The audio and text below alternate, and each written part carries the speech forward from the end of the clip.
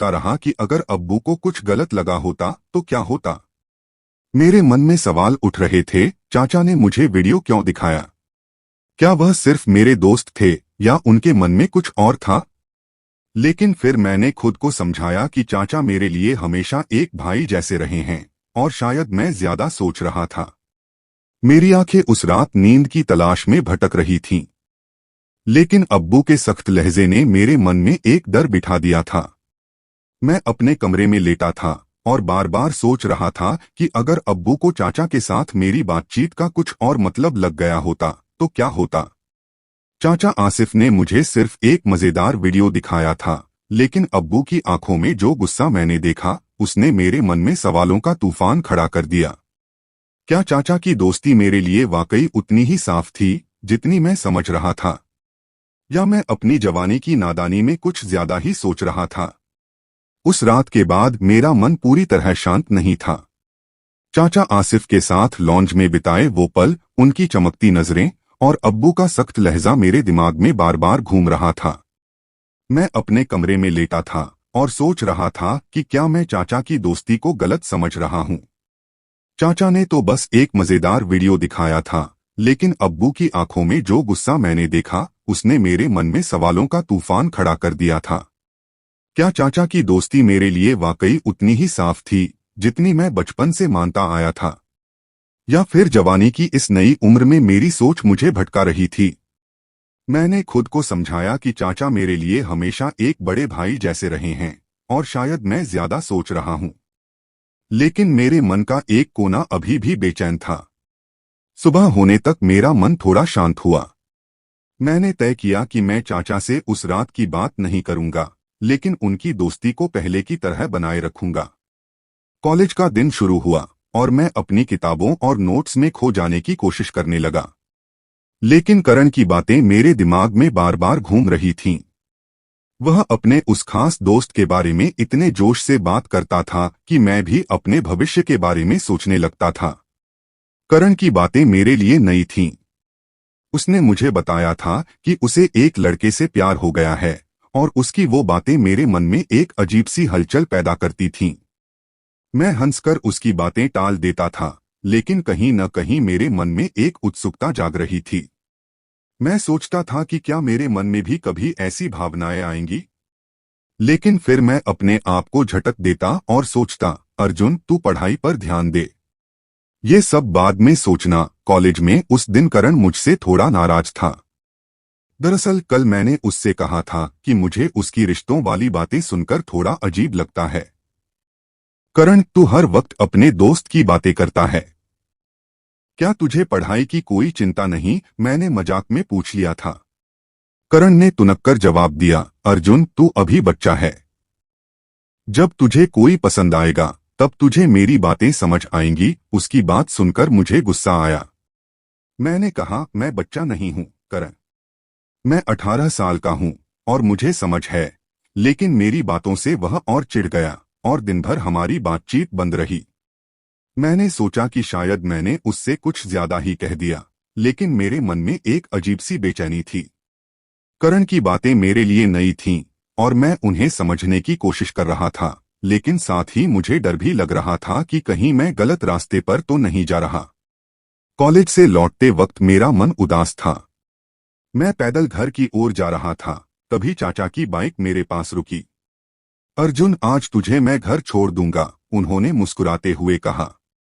मैं उनकी बाइक पर बैठ गया, लेकिन मेरा मन भारी था। चाचा ने मेरी चुप्पी देखी और पूछा, क्या हुआ अर्जुन, आज इतना उदास क्यों है? मैंने हल्के से सिर हिलाया और कहा, कुछ नहीं चाचा, बस करण से थोड़ी लड़ाई हो गई। चाचा ने हंसते हुए कहा, अरे दोस्ती में तो ये सब चलता है, चल मैं तेरा मूड ठीक करता हूँ। उन्होंने बाइक को शहर की एक मशहूर बिरयानी की दुकान के पास रोका।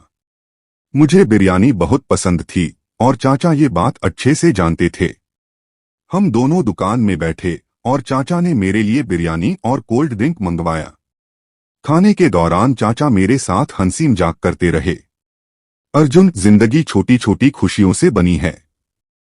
करण से लड़ाई हुई तो क्या, कल फिर से दोस्ती हो जाएगी, उन्होंने कहा।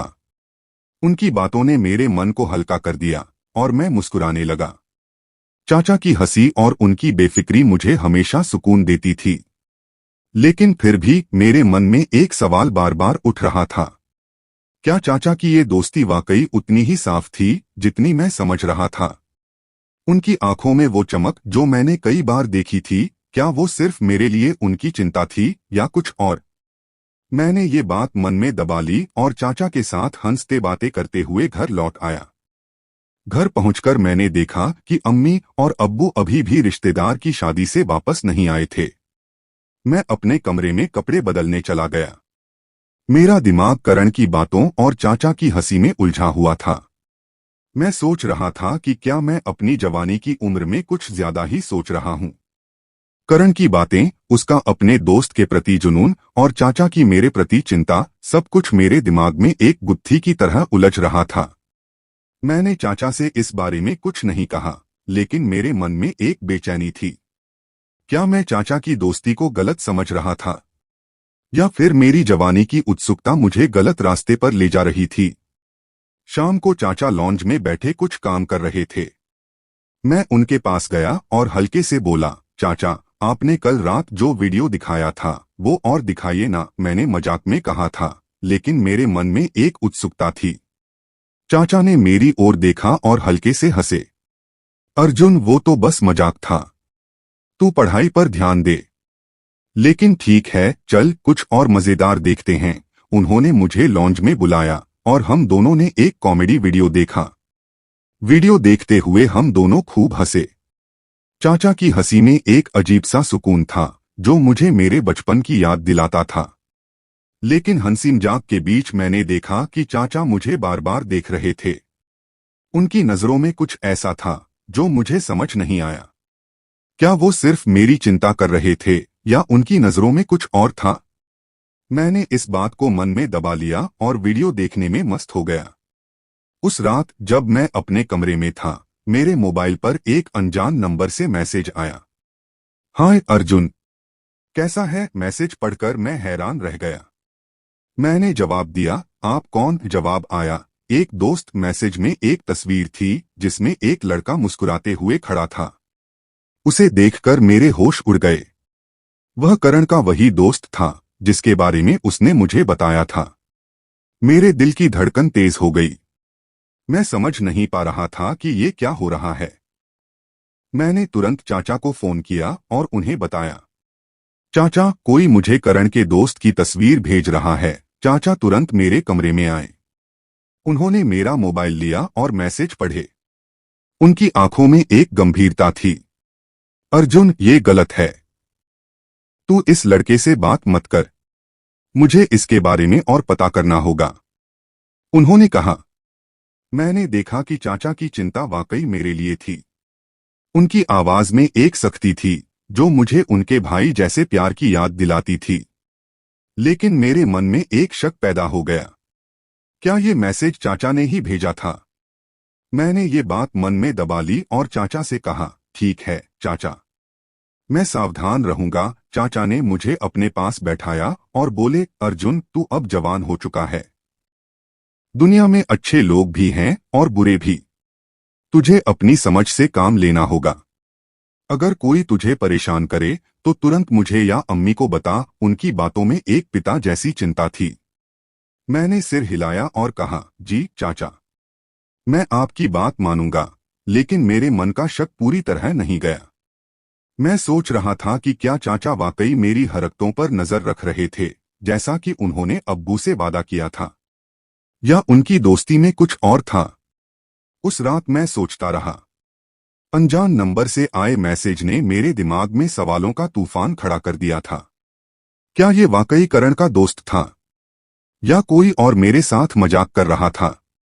चाचा की चिंता और उनकी गंभीरता मुझे उनके भरोसे की याद दिलाती थी, लेकिन मेरे मन का एक कोना अभी भी शक से भरा था।